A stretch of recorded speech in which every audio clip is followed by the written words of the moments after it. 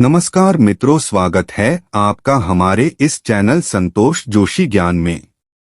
मित्रों, मांसाहार पुण्य है या पाप, इसके संदर्भ में आज इस वीडियो में हम आपको एक कथा सुनाने जा रहे हैं। अगर आप यह वीडियो देख रहे हैं तो पूरा कथा सुने, वरना आपको पाप लग सकता है, क्योंकि यह गरुड़ पुराण की कथा है। इसलिए पूरा अवश्य देखें और अपने ज्ञान को बढ़ाएं। यह बात उन दिनों की है जब भगवान श्री कृष्ण अपने बालपन में थे। एक बार जब श्री कृष्ण एक पेड़ के नीचे बैठे बांसुरी बजा रहे थे, उसी तरह एक हिरन दौड़ता चला आया और उनके पीछे जाकर छुप गया। वो हिरन बहुत ही घबराया हुआ था। भगवान श्री कृष्ण ने उसके सिर पर हाथ फेरते हुए कहा, क्या हुआ? तुम क्यों छुप रहे हो? उसका पीछा करते हुए एक शिकारी भी वहां आ पहुंचा और बोला, यह मेरा शिकार है, इसे मुझे दे दो, इस पर मेरा अधिकार है। तब भगवान श्री कृष्ण बोले, हर जीवित जीव पर उसका खुद का अधिकार होता है, न कि किसी का। तब वह शिकारी क्रोध में बोला, यह मेरा शिकार है, इसे मैं पकाकर खाऊंगा। तब भगवान श्री कृष्ण बोले, किसी भी जीव को मारकर खाना पाप की श्रेणी में आता है। क्या तुम पाप के भागी बनना चाहते हो? मांसाहार पुण्य है या पाप, क्या तुम धर्म को नहीं जानते? तब वह शिकारी बोला, मैं तुम्हारे जितना शिक्षित तो नहीं कि यह जानूं कि मांसाहार पुण्य है या पाप, पर मैं यह जानता हूं कि जीव को मारकर खाना, इसमें कोई हर्ज नहीं। मांसाहार से तो एक तो वह जीव को जीव बंधन से मुक्त कर रहा है, फिर क्यों मांसाहार से मना किया जाता है? मांसाहारी होने को क्यों नहीं कहा जाता? वैसे भी मैं इसको मारकर नीच योनि से मुक्ति दिलाकर पुण्य ही कमा रहा हूं, फिर इस पर पाबंदी क्यों? इसे तो प्रोत्साहित करना चाहिए। जहां तक मैंने सुना है, जीव हत्या तो शास्त्रों में भी बताया गया है। राजा लोग शिकार किया करते थे। ऐसे तमाम तर्क देते हुए श्री कृष्ण से पूछा कि फिर क्यों ये मांसाहार गलत है और पाप की श्रेणी में आता है? आप ही बताइए, मांसाहार पुण्य है या पाप? भगवान श्री कृष्ण समझ गए कि इसकी बुद्धि मांस खाने के कारण तामसिक हो गई है और उसने सोचने और समझने की बुद्धि भी खो दी है। फिर भगवान श्री कृष्ण बोले, इस अंतहीन विषय पर पहले मैं कोई राय नहीं दूंगा। मेरी इस छोटी सी कथा सुनने के बाद तुम ही उत्तर देना कि मांसाहार पुण्य है या पाप, और तुम्हें मांस खाना है या नहीं। वह शिकारी सोचने लगा कि इसमें मेरा तो कोई घाटा नहीं है, इस कथा को मैं सुन ही लेता हूं, मेरा मनोरंजन भी हो जाएगा और बाद में मुझे इसका मांस भी मिल जाएगा। तो भगवान श्री कृष्ण ने अपनी कथा आरंभ की। एक बार मगध में खाद्य संकट खड़ा हो गया तो अन्न का उत्पादन कम रहा। राजा को चिंता हुई कि यदि इस समस्या का शीघ्र निदान नहीं किया गया तो संरक्षित अनाज कोष भी खत्म हो जाएगा और संकट भीषण हो जाएगा। तो सम्राट ने अपनी राज्य सभा में पूछा, देश की खाद्य समस्या को सुलझाने के लिए सबसे सस्ती वस्तु क्या है? मंत्रीगण सोच में पड़ गए। चावल, गेहूं, आलू इत्यादि पदार्थों को उगाने के लिए बहुत श्रम करना पड़ता है। वह तभी प्राप्त होते हैं जब प्रकृति का प्रकोप न हो। ऐसे में तो कुछ सस्ता हो ही नहीं सकता।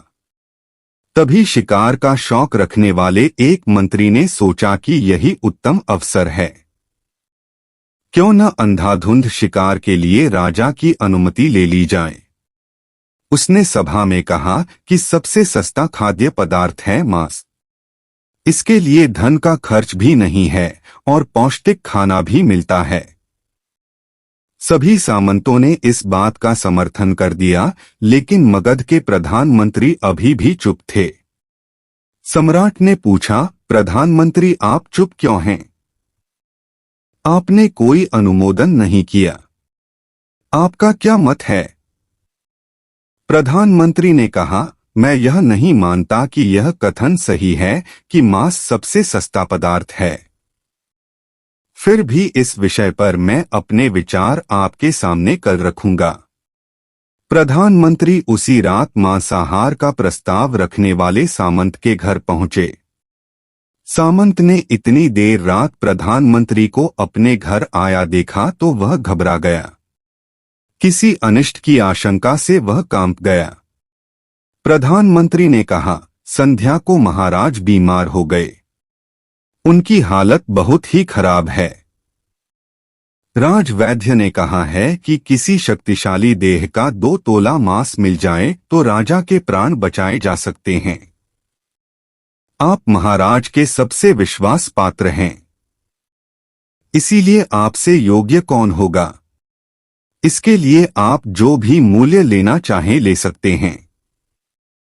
आप कहें तो इस काम के लिए मैं आपको 1 लाख स्वर्ण मुद्राएं भी दे सकता हूं।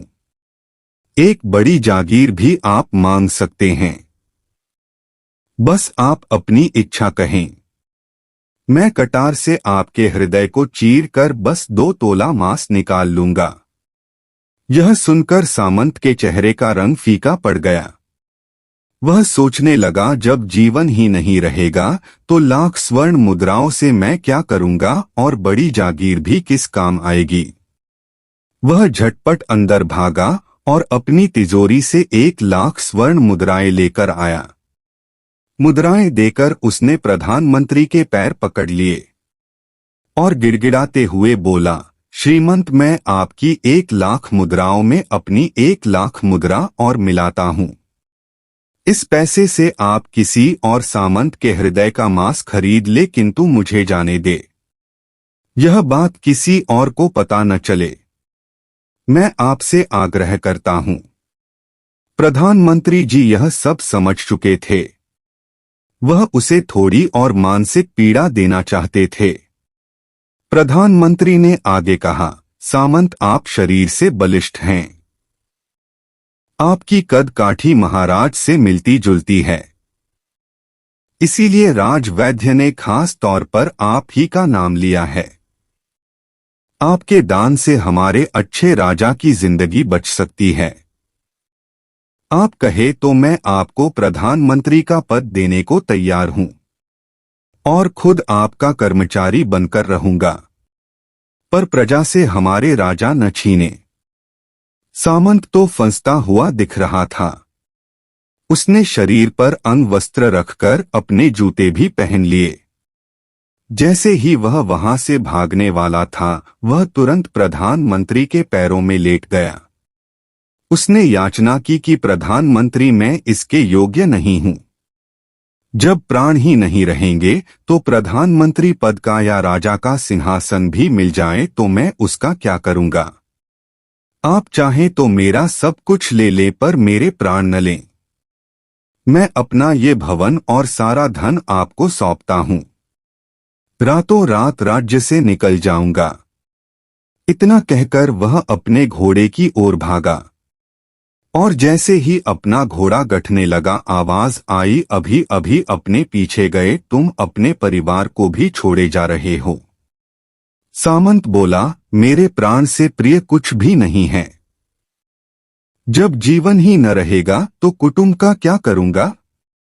जीवन रहा तो ऐसे ही सुखी रह लूंगा। इतना कहकर घोड़े पर छलांग लगाकर बैठ भी गया। वह अभी चलने को ही था कि प्रधानमंत्री ने घोड़े की साख पकड़ ली। वह सामंत से बोला, भागने की जरूरत नहीं है। आप आराम से घर पर ही रहो। मैं किसी और का प्रयास करता हूं। यह कहकर प्रधानमंत्री वहां से चले गए। प्रधानमंत्री के वहां से जाने पर सामंत के अंदर कुछ जान तो आई, परंतु बेचैनी बनी रही। उसकी नींद खराब हो चुकी थी। मुद्राएं लेकर प्रधानमंत्री बारी बारी से सभी सामंतों के घर पहुंचे और सभी से राजा के लिए हृदय का 2 तोला मांस मांगा, परंतु कोई भी राजी न हुआ। सबने अपने बचाव के लिए प्रधानमंत्री को 1 लाख और 5 लाख मुद्राएं तक दे दी। इस प्रकार प्रधानमंत्री ने एक ही रात में करोड़ों स्वर्ण मुद्राएं जमा कर ली। फिर सुबह होने से पहले ही अपने महल में पहुंच गया। अगले ही दिन राजसभा में सभी सामंत समय से पहले ही पहुंच गए। सभी यह जानना चाहते थे कि राजा स्वस्थ है कि नहीं, लेकिन कोई भी किसी से भेद नहीं खोलता था। सबको राजवैद्य की तलाश थी। उनसे ही उन्हें कुछ सूचना मिल सकती थी। प्रधानमंत्री ने सैनिकों को आज्ञा दे रखी थी कि जब तक महाराज राजसभा में न आए किसी भी सामंत को भी महल से बाहर जाने की आज्ञा नहीं है। राजा सभा में अपनी चिर परिचित गति में आए और अपने सिंहासन पर आकर बैठे। सभी सामंतों ने देखा कहीं से भी राजा उन्हें अस्वस्थ नहीं लगे। उन्हें तो कुछ हुआ ही न था। प्रधानमंत्री ने उनसे झूठ बोला। हर सामंत के मन में यही विचार चल रहा था, पर कोई भी किसी और को कुछ भी न बोल रहा था। तभी प्रधानमंत्री ने राजा के समक्ष 1 करोड़ स्वर्ण मुद्राएं रख दी। राजा ने पूछा, ये स्वर्ण मुद्राएं किसके लिए है और कहां से आई? प्रधानमंत्री ने कहा, 2 तोले मांस के लिए इतनी धनराशि जुटाई है, पर मांस न मिला। अपनी जान बचाने के लिए सामंतों ने यह मुद्राएं दी हैं। अब आप यह विचार कीजिए, मांस कितना सस्ता है।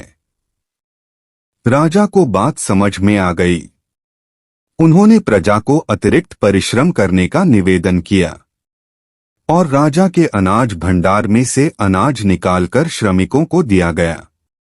उन्होंने पौष्टिक सब्जियों की खेती का तुरंत आदेश दिया।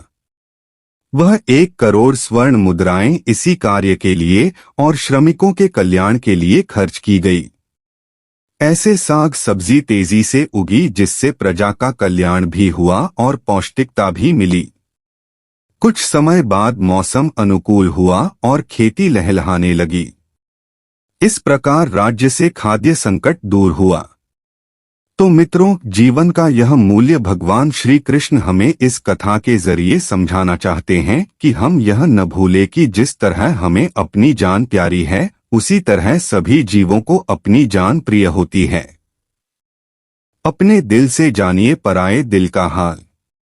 यदि संसार के संबंधों से मुक्त करने का तर्क सही है, यदि जीव हत्या जीव को संसार बंधन से मुक्त करने का तरीका है, तो अत्याचारी द्वारा किया गया नरसंहार भी मान्य है। वह भी ये तर्क दे सकते हैं कि वह लोग जीवन के कष्ट से आप लोगों को मुक्त कर रहे हैं। अगर उसके लिए वह जीवन बोझ होता तो कभी भी अपनी जान बचाने के लिए संघर्ष नहीं करता, आपसे भागता नहीं। जो आपके सामने असहाय हो जाता है, उसे प्राण गंवाने पड़ते हैं। जिन जीवों को मारकर आप खा रहे हैं, उन्हें तो प्राण बचाने का अवसर भी नहीं मिलता। बर्बरता सिर्फ वही नहीं है जहां सिर्फ मानव का रक्त बहता है। बर्बरता उसे भी कही जाती है जहां स्वार्थ के लिए किसी जीव की हत्या कर दी जाए। हम अंत समय में जिंदगी भर के पापों के लिए जिंदगी भर सुकर्म करने की कोशिश करते हैं, परंतु हम यह भूल जाते हैं कि जब वह जीव हमारे लिए काटा गया और हमारे लिए तड़पा, उसका श्राप हमें इस जीवन में ही नहीं बल्कि अगले जीवन तक नहीं छोड़ता। परमात्मा से यह ज्ञान पाकर शिकारी परिपूर्ण हो गया और उसे ज्ञान की प्राप्ति हो गई और वह जान गया कि महानता जीवन लेने में नहीं बल्कि जीवन देने में है। शिकारी भगवान के आगे हाथ जोड़कर वहां से चला गया और उसने कसम खा ली कि वह अपने संपूर्ण जीवन में किसी को भी कभी चोट नहीं पहुंचाएगा। तो दोस्तों, कैसी लगी आपको हमारी यह वीडियो? अपना सुझाव हमें कमेंट में अवश्य लिखें और अभी तक चैनल को सब्सक्राइब नहीं किए हैं तो सब्सक्राइब